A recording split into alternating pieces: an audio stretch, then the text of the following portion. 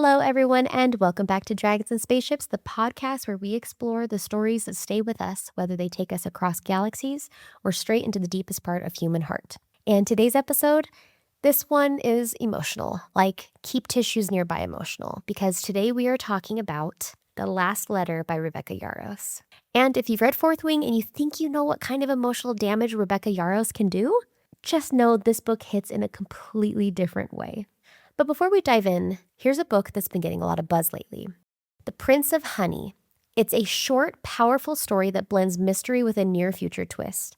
It follows a woman attending her billionaire husband's funeral when a stranger Colt shows up claiming to be him, just in a different body. And from there, the story starts asking some pretty unsettling questions. What makes someone who they are?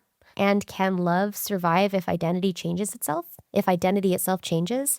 It's quick, sharp, and a little eerie. The kind of story you can read in one sitting but keep thinking about long after.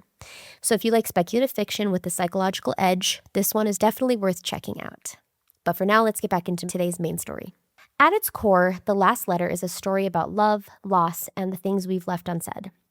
The story follows Ella, a single mom raising twins, and Beckett, a soldier who starts out as just a name in a letter. Their connection begins through correspondence, letters back and forth, conversations that feel safe because they're distant. And over time, something real starts to grow between them. But before they get the chance to meet, everything changes. Because Beckett's best friend, Ella's brother, is killed in action. And with that loss, the letters stop. Months later, Beckett shows up in Ella's life in person, not as the man she's been writing to, but as someone sent to fulfill a final promise, to take care of her, to help her, to show up when her brother no longer can.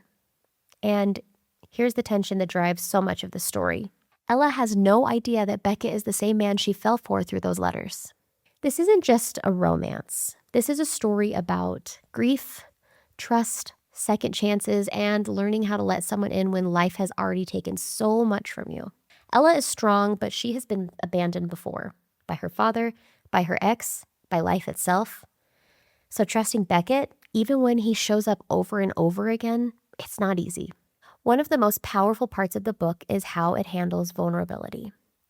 Because both characters are carrying so much. Beckett is dealing with guilt, believing he's responsible for his best friend's death. Ella is trying to hold everything together while raising her kids and facing something no parent ever wants to face.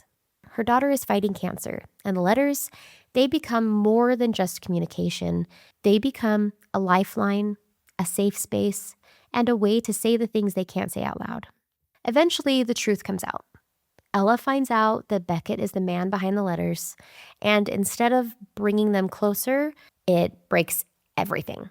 Because it's not just the lie, it's what the lie represents. Another person she trusted who didn't tell her the whole truth. And in that moment, love isn't enough. And then it gets worse. Just when you think the story has already taken you through enough, it hits you again, harder. It's one of the most devastating moments in the book. Ella's son, Colt, dies in a tragic accident. And this is where the book completely shifts. Because now it's not just about romance anymore. It's about surviving unimaginable loss. This book really centers around a few core ideas: the healing power of love and connection, how trust is built and how easily it can break, and what it actually means to keep going after everything falls apart. Because at the end of the day, this isn't a perfect love story. It's a real one, messy, painful, and earned. The Last Letter is one of those books that doesn't just tell a story. It makes you feel everything. It's heavy, it's emotional, but it's also hopeful in a very quiet and human way. And if you're someone who loves stories that stay with you long after you finish them, this one absolutely does. And now it's time for a Dragon's Roar, where we spotlight a release you'll want on your radar. Mystery readers, this one is a big deal. A brand new novel featuring one of the most iconic detectives of all time is coming soon, Murder at the Grand Alpine Hotel by Lucy Foley. This book officially releases on September 22nd this year, and it marks the return of Miss Marple, a character originally created by Agatha Christie, in a completely new story. This novel is set in a luxury hotel high in the Swiss Alps, where the glamorous getaway turns deadly after a murder and a snowstorm traps everyone inside, which means classic locked room mystery energy. Suspects everywhere, secrets beneath the surface, and Miss Marple quietly observing it all. What makes this especially exciting is that it's the first full-length Miss Marple novel in decades, reimagined by one of today's biggest thriller authors. So if you love atmospheric mysteries, snowy settings, or that classic Agatha Christie style with a modern twist, this one is definitely one to pre-order. And that's it for this week's Dragon's Roar. Thank you so much for spending part of your day with me here on Dragons and Spaceships. If you have read The Last Letter, I have to ask, did this book emotionally destroy you or just me? And if you haven't read it yet, just know what you're signing up for. Until next time, happy reading, stay curious, and may your TBR pile never stop growing.